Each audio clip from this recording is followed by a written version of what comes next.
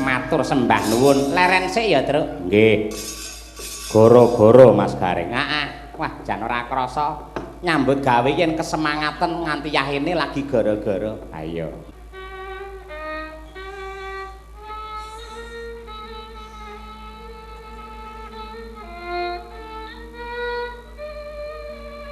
Nadyan cahyaning rembulan purnama siji. Langit biru entah rinengga lintang parandene sor perbawa kelawan ayumu. Ayo tak kanthi bebarengan nekseni endahing meh rahina.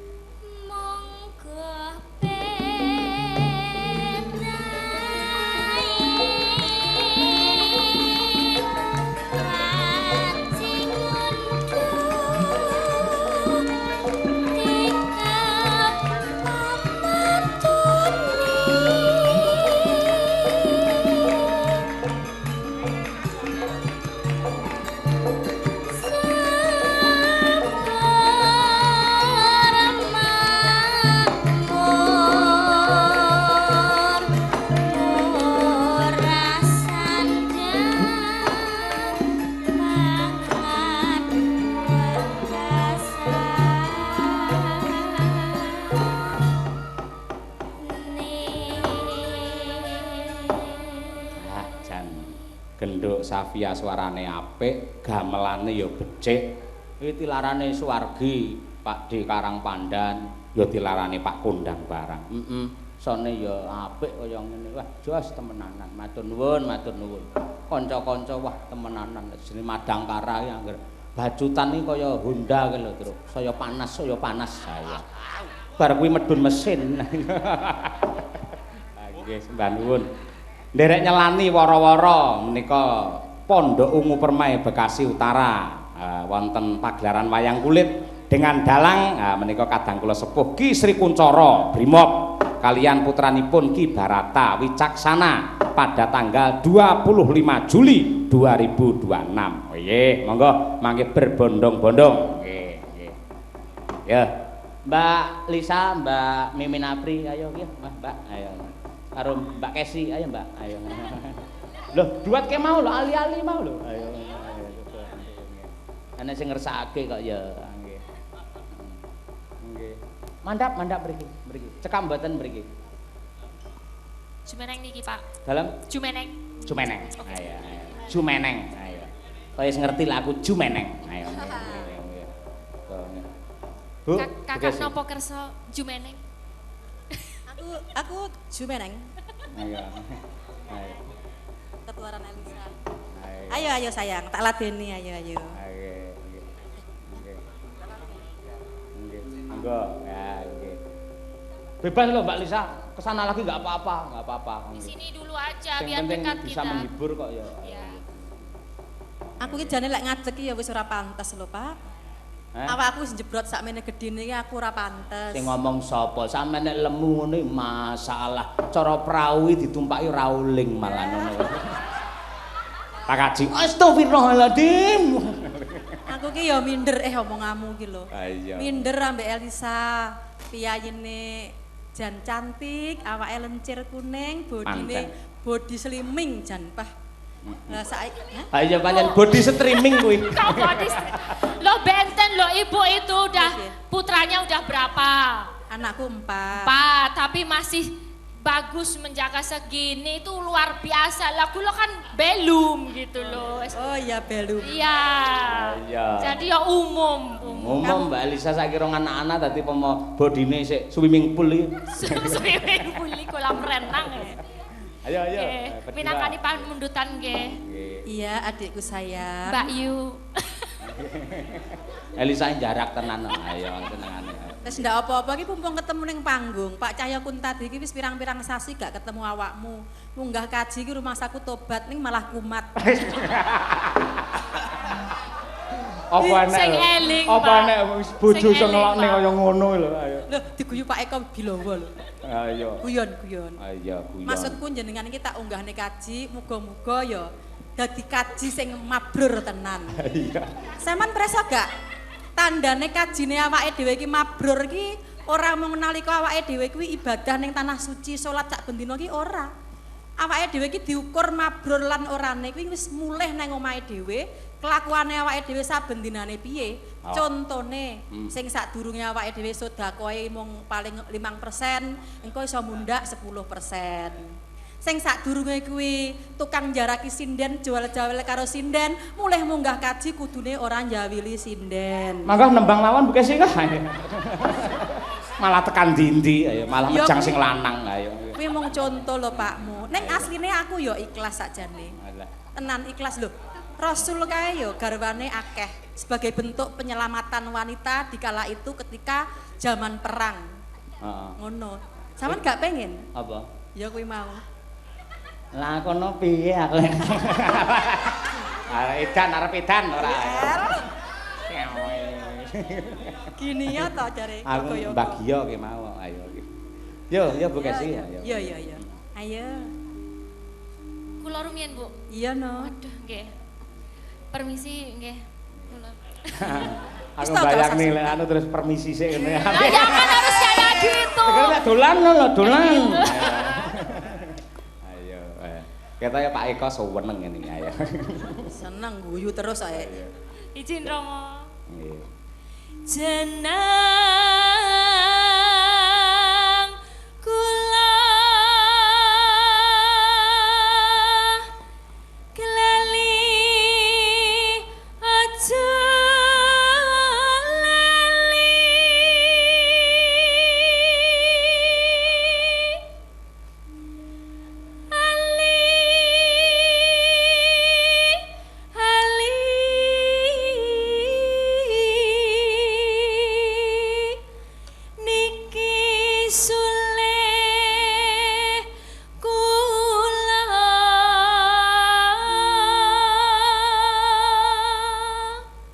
Sayu, yuk.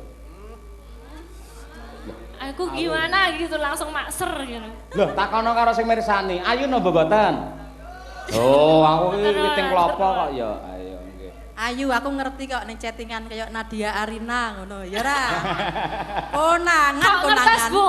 Wis pokoke aku ki panggah ngerti mbok ning ndi parane ki mbok SMS model piye aku asline panggah roh kabeh. Zamane wis milenial SMS. Ayo. WhatsApp tak niki. WhatsApp. Pokoke ning endi wae playune ngerti. Ning ya mung tak simpen wae. Terus aku mung tak mesemi ngono wae. Sampai di mana? Sebenarnya saya nggak mau bales Bu, tapi kan nggak penak kula nek menawi Pak Cahyo chatting, mosok kula mboten bales. Lah terus nggih kula lanjutke, nah dia kalinan niku sik pundi to Pak? Terus dibales meleh, sik iki lho, mosok padha to Pak? Terus dibales meleh, ngaten iku Bu. Ya Allah. Ya. Kuwi Lisa kuceluk ya. Kuceluk ya Bu ya. Kaya ngono e. Kaya ngono e. Iso kaya ngono to. Wani sampean. Hah? Wani karo aku. Aku enggak wani. Ayo. Yo. Aja dianggap sepele.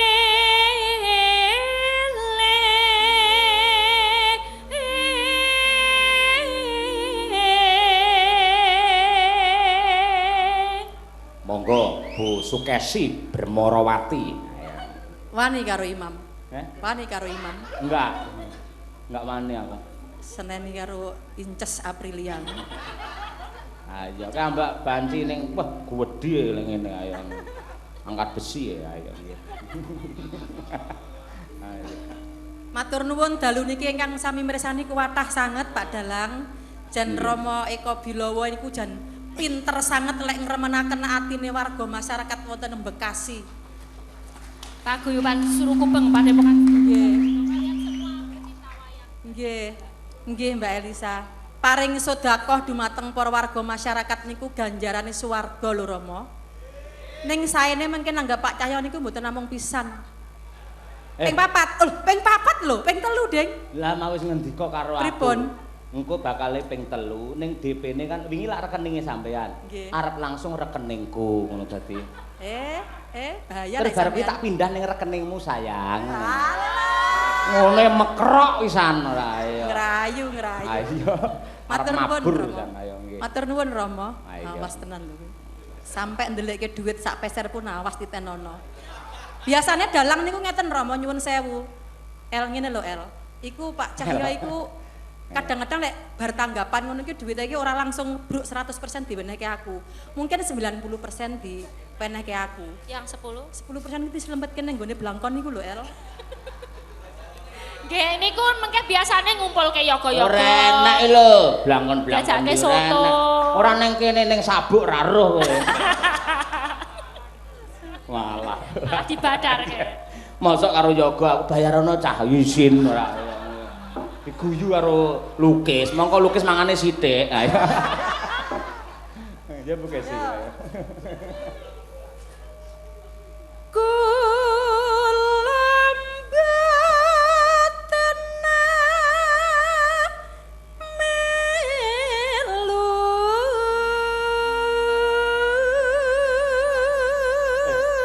Ceritani lukis sih sing ngempul ngerti to? Sing enong. Pindah ngenong. Kuwi lek biasane wayangan nek mending jujuk omahku. Lah tak garapi to ning wayangan. Manganmu akeh guys. Saiki malah izin, anggar takon mangan ora gelem. Nek aku pas lunga apa turu, dhek kok pendopo nganti teko pawon iki merangkak ngene. Diarap deh ayo. Ayo wis sumpah ora mangan ning rest area dek ayo. Ngerti aku ini kan pengalaman nyata. Yoga kula Mas Lukis niku kula jak tanggapan teng Kalimantan. Jane nggih pun kula sukani uang makan 200.000. Gandeng makame teng napa teng bandara niku mahal. Mosok soto Betawi sak mangkok 150.000. Dadi sangune min 50. Ani wedi. Kari 50. Tari 50 maksudnya. Ayo ora apa-apa. Kapan lek musuh dakohke sekarang ngono kuwi ayo. Iya. Oh iya. Ya bukan sih. Amung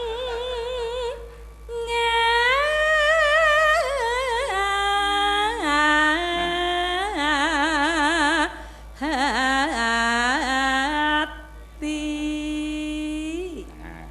tansah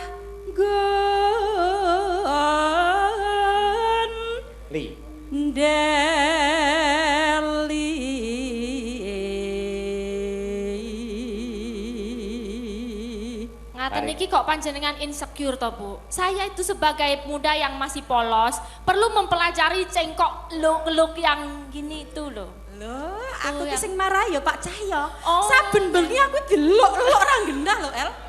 Pengen diajari cengkok ngeluk-ngeluk ngono. Nggih pengen. Aja, malah bayar tawak gelubuk ngono ayo. Aja. Wis kabeh duwe karakter dhewe-dhewe. Lek tukang ngeluk ya bukesi. Lek Mbak Elisa lurus-lurus saja. Duwe karakter dhewe-dhewe. Aja dipeksa. Ayo. Panggah dibelani wae. Ora. Aku ora krasa ya ngene iki malah. Neng aku gumun lho. Spontan. Mas Dalang, Apa dalu ya? niki panjenengan anggenipun dalang niku geni. Geni semangat gregedan tenanan. Lah ra geni piye wong kompore loro. Ayo Mimin Apri, ayo. Panggah iso jawab lho, tak umpan panggah iso ya lho. Bisa, lek pas ra ngancing wangel Bu ngene iki ayo. Yakin ayo. Ayo adikku sayang, Iya dilanjut. kakakku. Piye nong, kowe ra melek, Nduk? Kangen ora karo KWN? Wes aja ayo. Sake ayo. Yen dadi lara gelo sedih rinten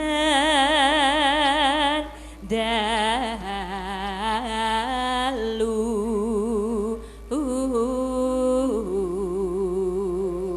Iki karyane sapa, Truk? Mbah Gesang. Apik men ya, iso uleng-ulengan huruf L. Ora lo, lu, le, li. Nah, bar iki coba Mbak Lisa. Lo. Ketok ketokan kewala. Terus Hop, baleni aku ra trimo aku. Ketok-ketokan Pak Cahyo ben seneng. Ben yo Cahyo. Ketok. Oh, Pak Cahlo. Ketokan Cahyo. Mas Cahyo. Piye? Bojo dalang iki jan kudu jembar dadane. Ah bareng dilemono ngerokok kemali kon dhuwur. Bisa aku kemblalat yo lek ning ngene iki lah ning omah yo wedi aku asine. Au. Anti Mas Cahyo. Iya Lisa. Kapan bali? Kikuk. Bareng ya? Penak elek bareng ya El ya? Ya, sampe enggak Bu? Ya balik no? Dihitung. Ben kompak. Kita kan mau duet bareng, dihitung bareng. Dihitung. Heeh. Oke, gorengan 3, sundukane 5. Iku nek tenang kan. Ro, lu. Yen bali bejo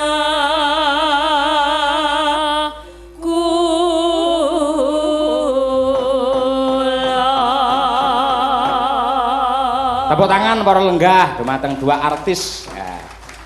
Dua era. Ayo, nggih. Era.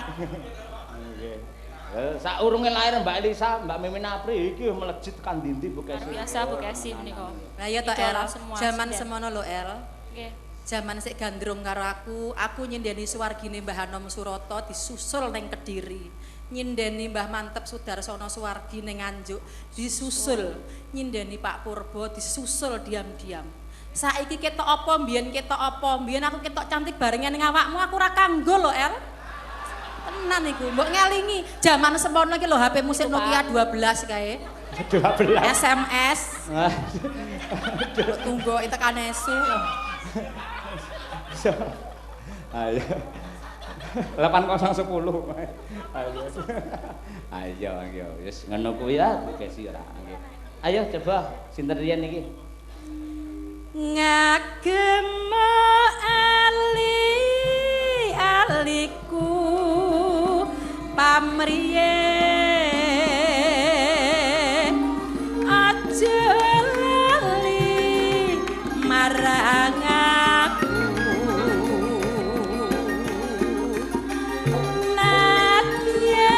nadyan kula mboten melu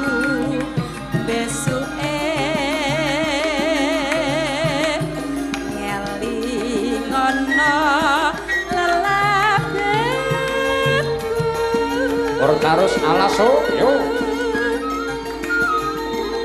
lamun hambane sepoko emane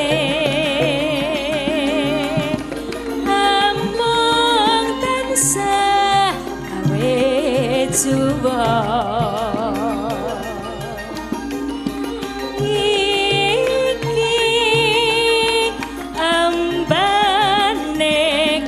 Jono pamrihe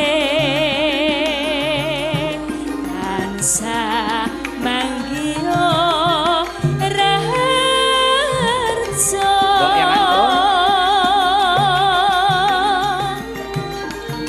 yen nganti ilang mripate jarene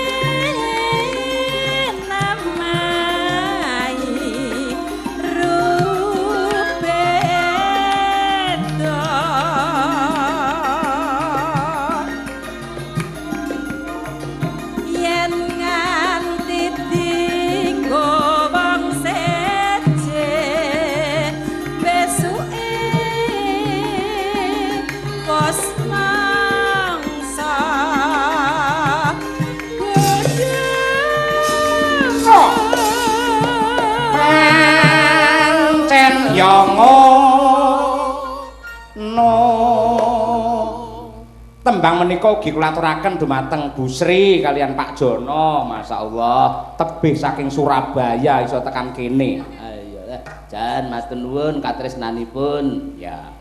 Monggo dipun telasaken. Pilihanku mripat biru pamrihe mresun istya ingkang warni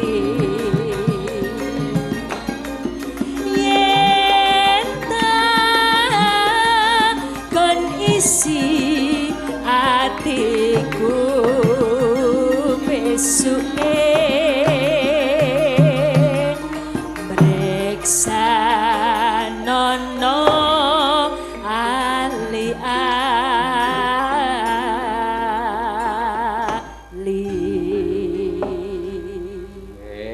atur nuwun. Salim ya. Aku piye iki nasibku. Nggih, saged pinarak Bu Gesi. Mbak Mimin, Mbak Apri mriki kerja mriki kok. Ayo. Nggih, Kyai loro ijan tak dongakne tetep rukun, guyub kompak, mergo mbiyen le meniti karir iki ya bareng le berjuang bareng. Bentar, ini agak jompo, Pak.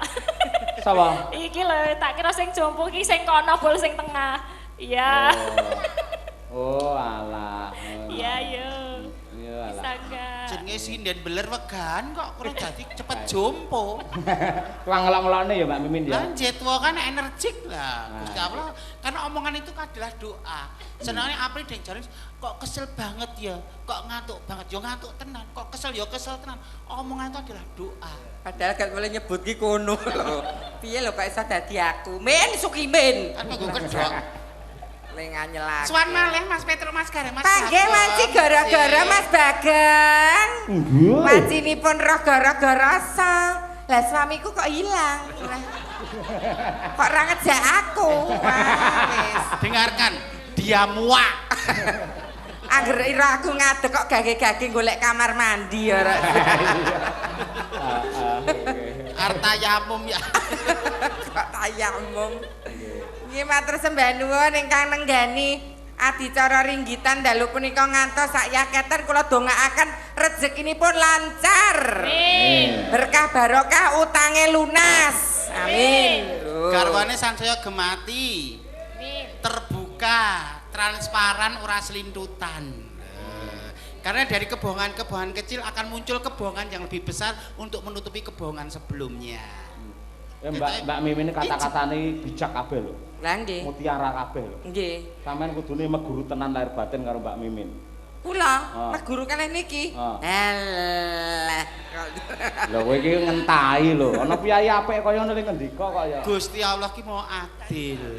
suaraku remuk, rupaku elek ning lho kan keliyane lho, bojomu sitok idam-idam. Ketok apa to Mas? Lho, kandhanono Lek. Apa dosane wong sing apa jenenge kae dua dosa kae lho Lek? Oh, apa? Siksa kubur. Siksa kubur sing paling rekoso banget ana loro. Siji siksanya orang berhutang sampai meninggal dia belum membayarnya. Itu di alam kubur disiksanya amat pedih dan amalnya masih digantung. Sing kaping pindho. Siksanya orang kencing tapi tidak dibersihkan mung dikipat-kipatke. Lah mbok tenan enek tenan kuwi. Lah njen menika wonten Datun sewu. Kadang gur piyaka kok golek praktise, golek cepete. Nang isor ruwet, nang isor debok nyon sewu. Kowe ngandhake awakmu dhewe to? Oh lah iya. Oh lah iya. Lah kita jeneng kula nuwun di suatu tempat dan kula nuwun nggih apa-apa yang penunggune. Ada alam lain selain kita. Ada makhluk lain selain kita. Kudu kula nuwun nyun sewu, aja jumawa ngono lho. Rungokno Mas Iman. Dadi kudu diresiki. Ora dikopat kapitke. Oh, nggih Mas disampluk-samplukke tembok malah. Ambak ki rada groboh ning iki ya piwulang tenan. Piwulang ilmu wonten to, lha nggih. Mergo ciri-cirine wong sing teng neraka wau napa, Mbak? Mbak Mimin. Nek ciri-ciri wong sing napa sing siksa kubur jenengan napa? Siksa kubur ada dua. No siji. Hutang sampai mati tidak dilunasi. Mana no jenazah sing diangkat ki mesti Pak Ustadz ngendika yang masih ada utang piutang bisa berhubungan dengan keluarga. Yang kedua Kang Toyan mboten diresiki. Nggih niku leres. Lek wonten malih niku dawuhipun para kiai telu ciri-ciri penghuni neraka niku siji wong sing seneng dadi provokator, loro wong sing seneng ngrasani, telu nggih niku wau mbuh lanang mbuh wedok yen pipis mboten purun diresiki. Lah niku pancen padha apik-apik. Mbuh lanang mbuh wedok aku tidak masuk di dalamnya. Kowe nang tengah-tengah. Malah. Saya Mbak iki ngemeni iki yo Winong ki artis Winong Nawangse. Ayo. Ni Mas Ayu Winong Nawangse. Mau bapak-bapak panitia sing jemput awake dhewe nek sing ngersakake apa mau karyane Rengu karyane Mbak. Aku melih karo Winong, Nduk. Aku ora bakal mengkritik Gon Sinden kuwi wis bagiane Bu Kesi le benerke sliramu mbok menawa kekurangan. Kritik apa kowe? Kowe iki fokus. Mosok nyanyi ning Kalimantan kopere kairi ning Solo. Wong tuwa lho lere mikirke. Boten kan menyat sik, menyat. Oh, menyat sik. Yo. Bapak-bapak menawi badhe pirsa nom-noman kula nek kados Winong ngeten iki nom-noman kula. Ayune ya ngene iki nom-nomanku lho. Ya mutuh kene iki. Nggih. Gandeng piyai kene anu Suruh Kubeng Bapak Eko Bilowo pun yo seneng karo tembang-tembang tayub. Ah nggih. Rengu dipun garap tayub lak nggih sekeca. Nggih. Nyuwuni dipalilih Kang nembang wonten ngajeng. Monggo men Raja Bawira. Nggih, Bawira mriku. Sesuai dawuhipun Rama Eko Bilowo. Ayo. Ayo Nak. aku duluan ya. Duluan. Misi. Ayo kamu carry ladies first. Ya. Kamu apa kamu? Kamu ladies. Sing ngejak ning ngarep sapa mau? Ah, padine ayo. Apri padine. Oh. Iya itu biar lewat, Pak. Kan seneng banget lewat sini toh. Abang. Apri. Nandra. Pri. Kocelok. Berawal dari guyonan tapi kok malah medeni lho. Lah apa aku salahku di mana? Seolah-olah menjadi pembenaran lho, Pri. Lah kok ya bener kok. Dadi koyo huwaken lho, berita bohong yang digiring seolah-olah menjadi suatu kebenaran. Kowe pengen. Aku- Nek pengen kan kowe jodohmu Mas Kamit. Aku mah rusak pager ayo. Iki ana ngade. Mah. Orang pengen rusak gone kanca, mending tuku aku. Malah dilarang. Tuku daharan kuliner iki nggo nyelimur hal yang tidak penting. Ah, matur nuwun wis dipel dhewe ayo. Yo, Mbak Minong yo, Rengu coba kaya apa? Mumpung jenengan Piyai Tulungagung ngaturke karyane. Irama tayub nggih. Piyai Tulungagung. Nggih. Ya nang. Langsung, Nduk. Sajake katon rengu enten apa niku dene sampun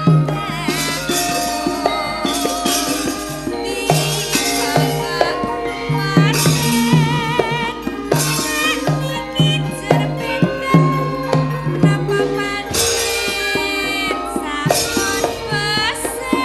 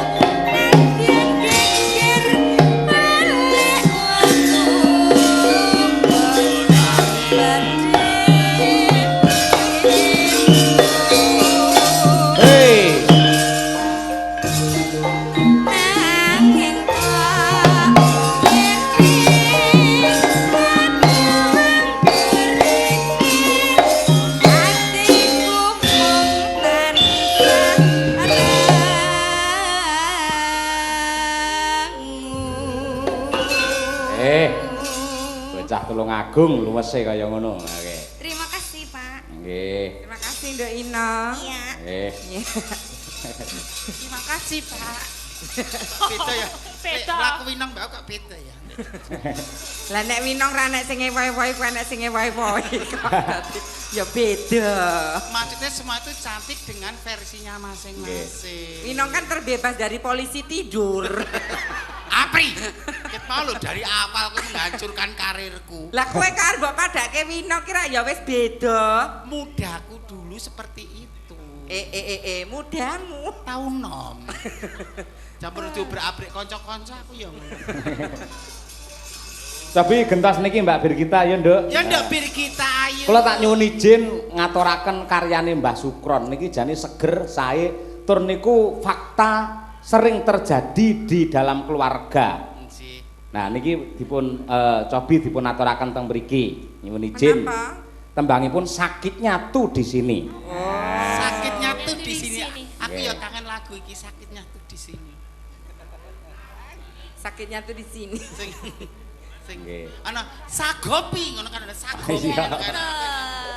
Sana sagopi aku. Nduk Brigita sinden dari Kota Tahu. Kediri. Kediri. Teteke padha, kulitane padha lha ndelok. Antarane sinden karo wong arit ya beda ya. Kaya Winong ra etuk, kaya Elisa ra etuk kok Brigita. Ya ngono kuwi lah ya ditepake awake. Aku ki padha apa ora ngono.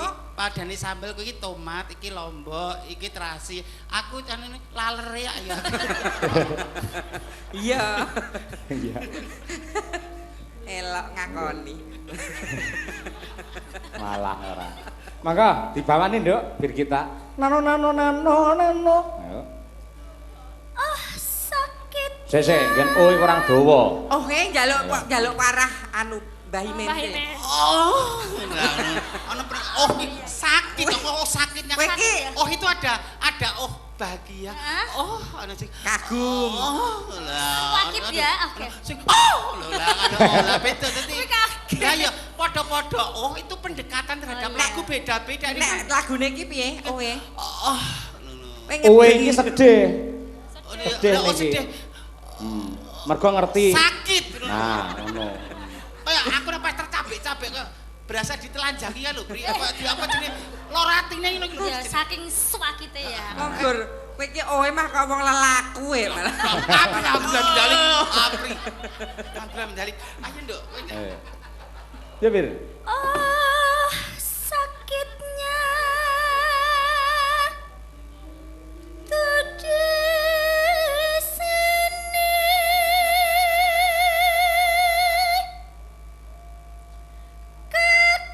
Kakanda Sri Basudewa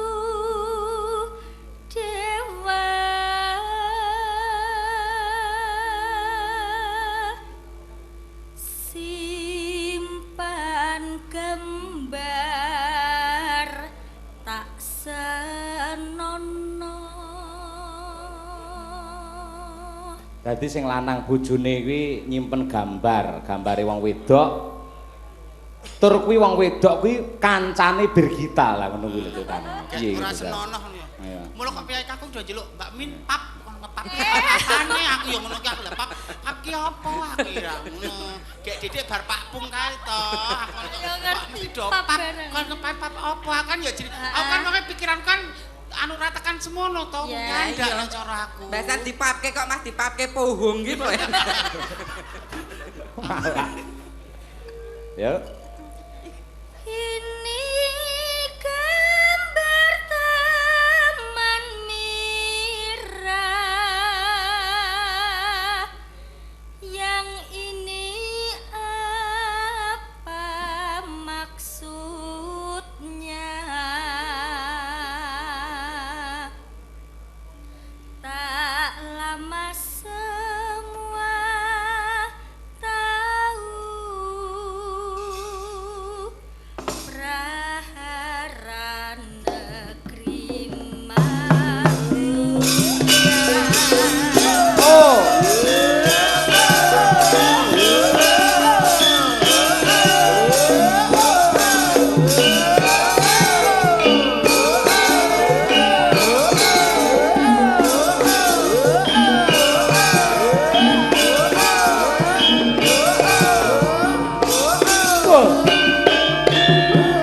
Oh.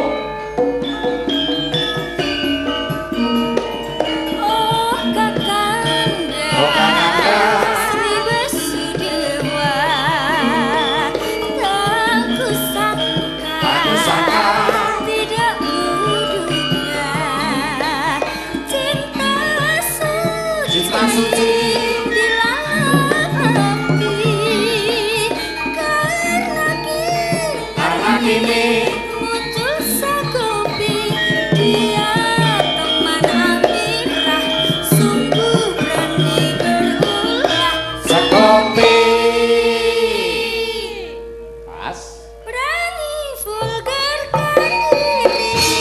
Oh Kanda Sri Basudewa, sudahlah saya sedih pagi, lihatlah mami Awas. sakitnya. Oh.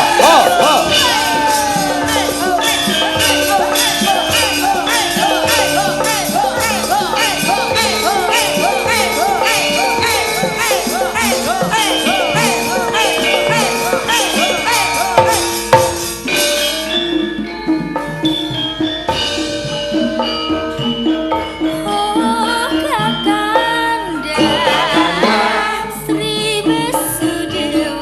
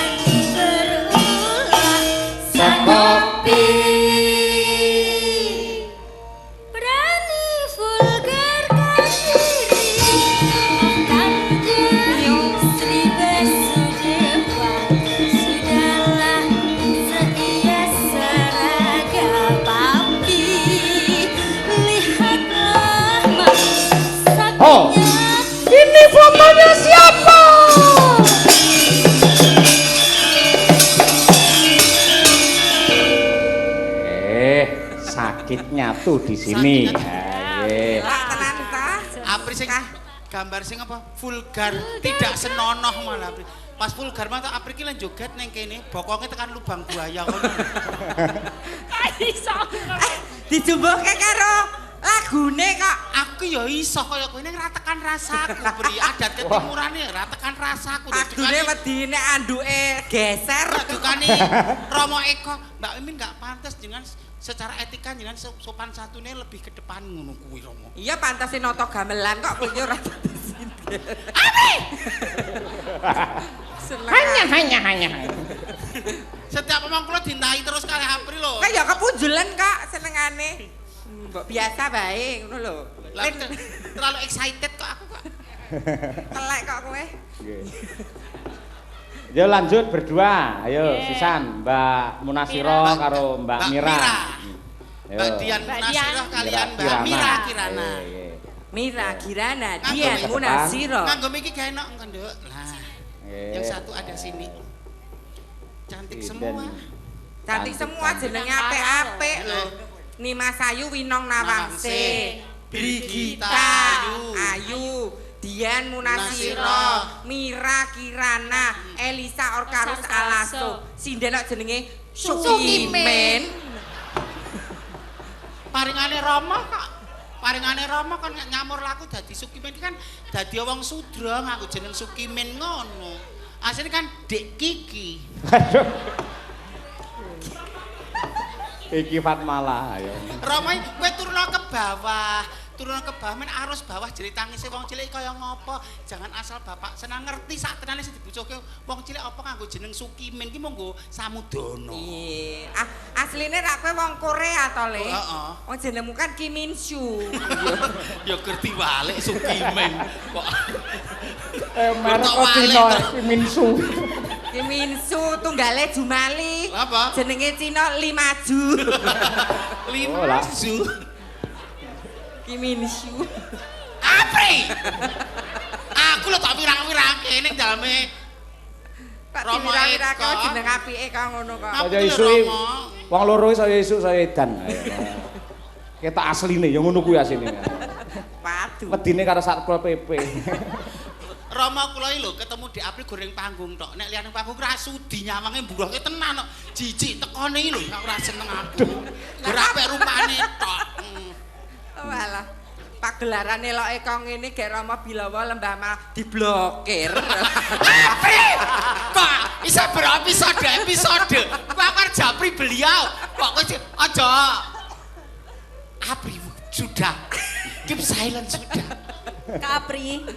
Kak Mimin, kualik to malian. Padahal Pak Eko Bilawan niku nek ngaturi piyai seniman apa malih sinden niku halus banget loh.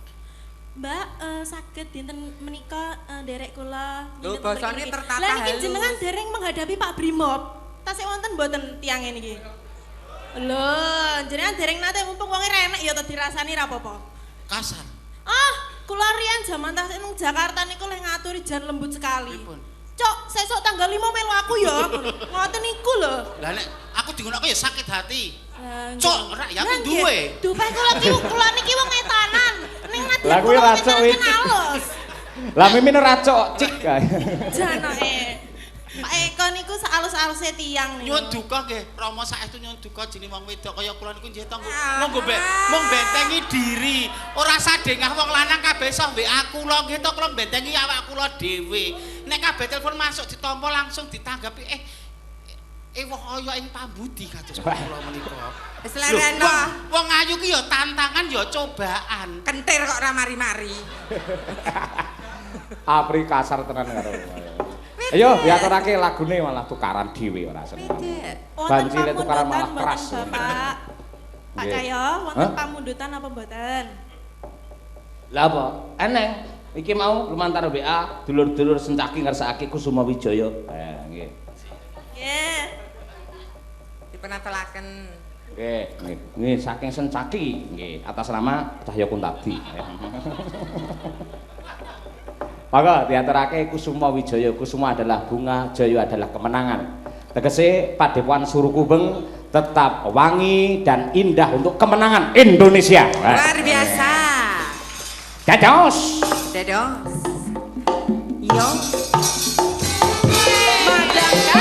Mas Joko Sabtono Sugeng Laras Mas.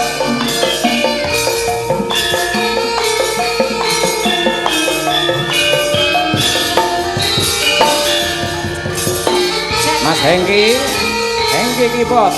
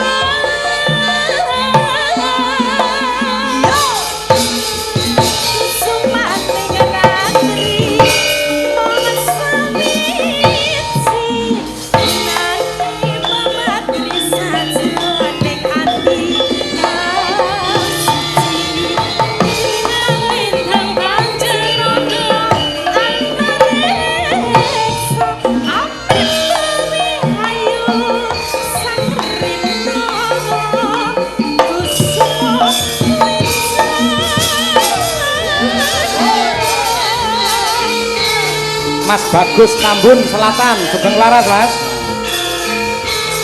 Ibu Hajah Muryati Adi Suhadinotok, Bapak Adi Suhadinotok Sugeng Laras.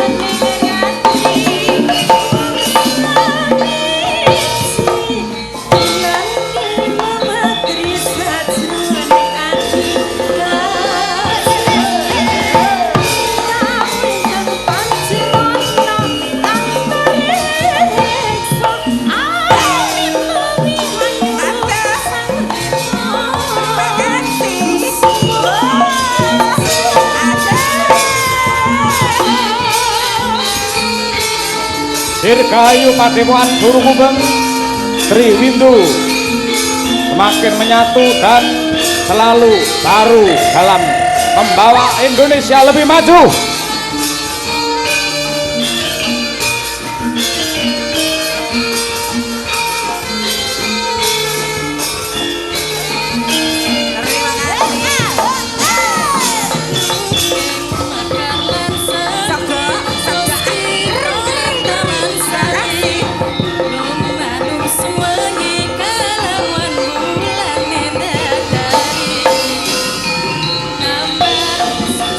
Nambar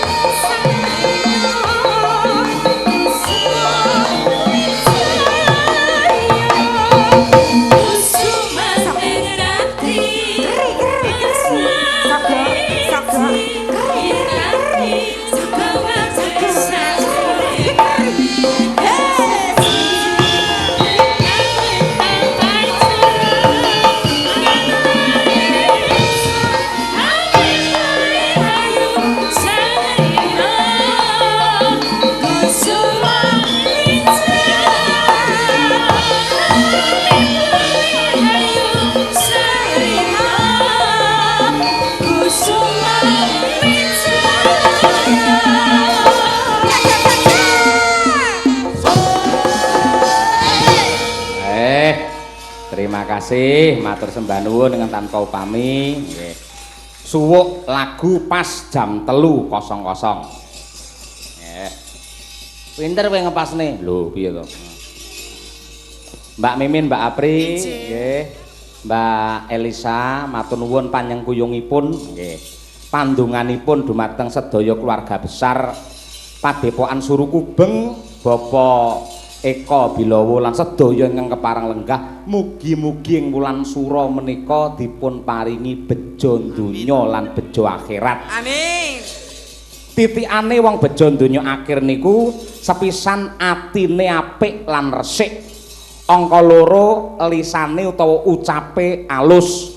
Angka 3 wong sing sabar lan ikhlas nalika nampa cobane pangeran. Angka 4 wong sing duwe bojo lan anak sing soleh lan solekah. Matur nuwun.